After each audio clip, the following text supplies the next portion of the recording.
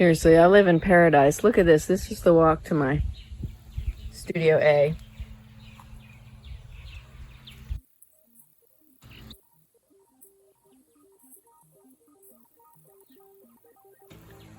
Balloon flowers, aren't they cool? I've never seen one until I moved here. Acacia coneflower, fennel, salvia,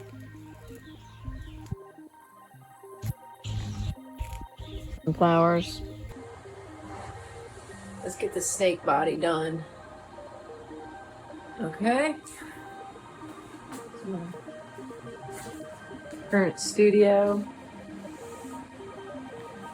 Current painting. Glad I mixed my colors ahead of time, because now I'm not in the lurch trying to mix colors every time I want to use one. This snake is primarily all the same colors the whole body through, so I can just grab what I need. Well, I'm putting on a thin, watery layer of matte medium because I want to have the paint be going on smoothly, and this helps with that. This helps. Putting on a clear layer of matte medium that's been watered down helps my brush slide along the canvas. So in theory I could paint it a little faster, which is something I need to do because I need to finish this painting in 2 weeks. And I've been working on it for years. Slowly, just kind of whenever I feel like it. But now push is coming to shove and I've got to get it done. This is my object that I'm using to paint.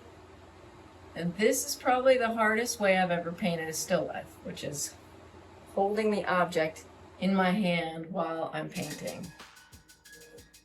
It's much easier when all the objects are just totally still on a tabletop. This way I have to kind of like re-envision them and hold my hand still every time I start painting again.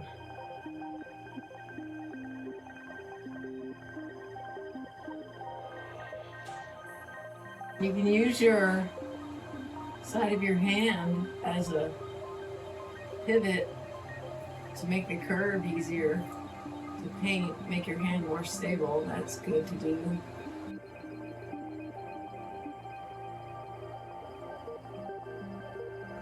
I also just dip my brush right in the matte glaze so that I can drag paint that's in my brush across the canvas more easily.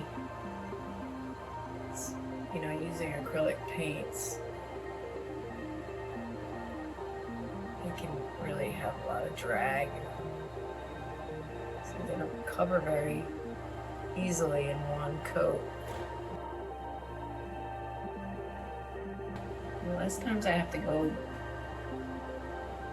dipping into my paint, the better, because dipping into my paint takes time.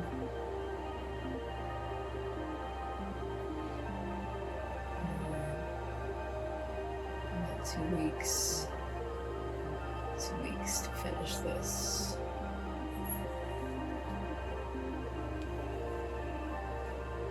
Finding my way through these scales, they're gloriously detailed. You can find the pattern and then it shifts with the curves. Pretty much designed my life so that I would have space and time to work on painting, to work on making art. Now that I'm 51, I decided, hey, why not try to make money sharing what you've learned, sharing your art. Hey everybody, welcome to today's episode. I think it's like episode 60 something, I don't know what. Trying to make a vlog every single day. I was doing small pieces and that was so much fun and I love doing that, but now I have a deadline. So I have to finish this big painting by 2 weeks from now so that the gallery owner, Talon Hawthorne, who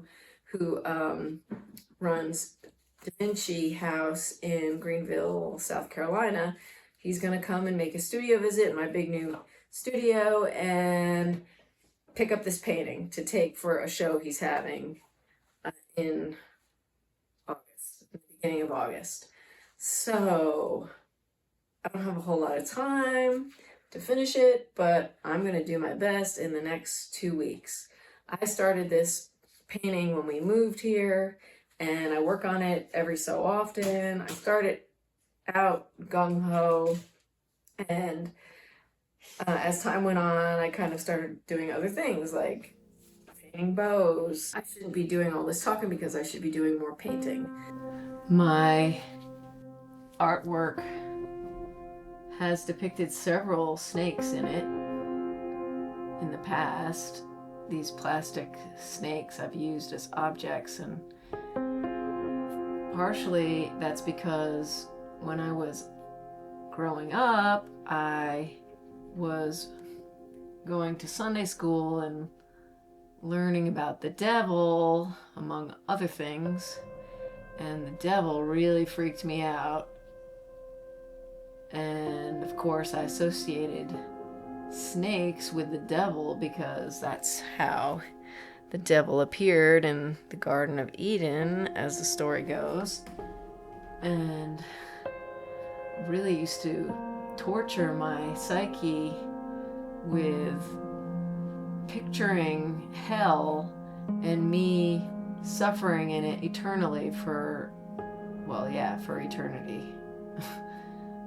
Being eternally damned because the devil was going to get my soul somehow. Ugh. Just thinking about those times makes me just like, oh, it was the worst. It's looking like I'm not being able to finish the snake today. See up here, I'm not worrying about the background.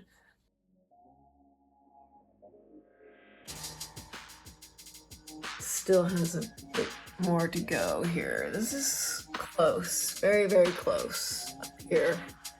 And then as I come down, it kind of deteriorates. You can see I really have a lot to do. More to do in here. And picking it back up under the party hat. Face.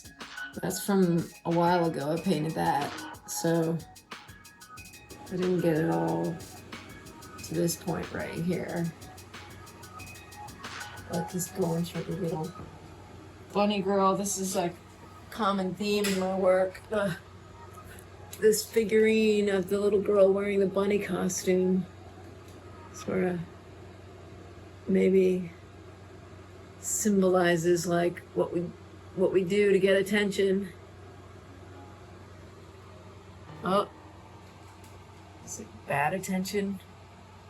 Sometimes attention is not so good. Let's hope the attention I get for this YouTube channel is all positive and inspires people to make their own work and to enjoy painting as much as I do. Because I pretty much planned my whole life around being able to do this activity.